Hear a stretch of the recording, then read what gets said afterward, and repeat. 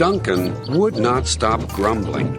He grumbled that he wasn't polished enough. He grumbled that he was overworked. Most of all, he grumbled about the passengers.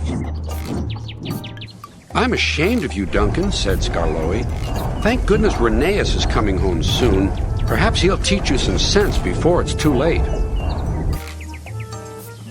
What has Rheneas to do with me? "Rheneas saved our railway," replied Skarloey. "Please tell us about it," said Peter Sam. "Well," began Skarloey, "it was before you came here. Things were bad. Rheneas and I had to keep the trains running, or our railway would have to close."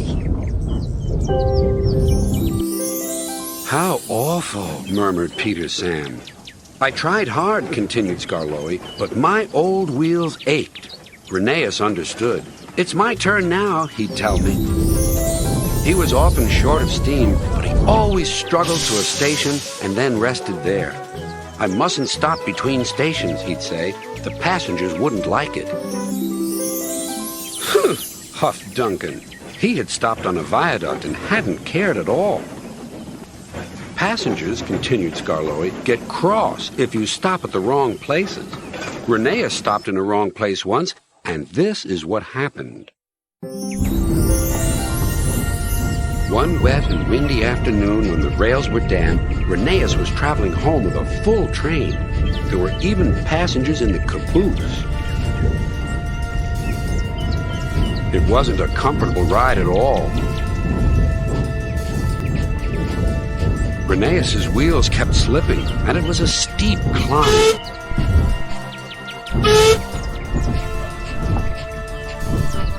At last his wheels gripped the rails again.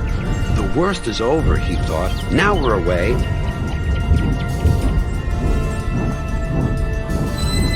But they weren't. I've got a cramp, he groaned. And Rheneas stopped on the loneliest part of the line. His driver examined him carefully. "Your valve gear has jammed. We need to reach the next station. Do you think you can still get us there?" "I'll try," replied Rheneas.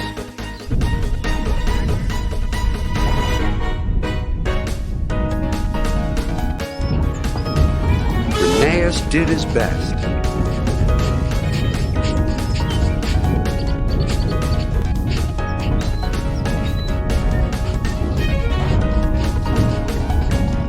"If I fail," he thought to himself, "the passengers will be cross and the railway will close."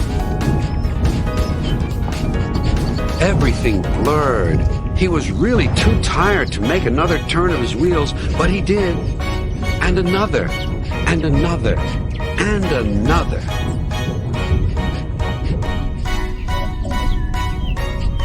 Finally, tired but triumphant, Rheneas reached the station. "I'm here at last," he wheezed. "Thank you for getting us home," said the passengers. "We'll tell all our friends what a fine railway this is." His driver was delighted. "You're a gallant little engine," he said to Rheneas. "When you're rested, we'll mend you, so you'll be ready for tomorrow." And, smiled Skarloey, Rheneas always was ready for tomorrow. Thanks for telling us about him, whispered Duncan. I was wrong.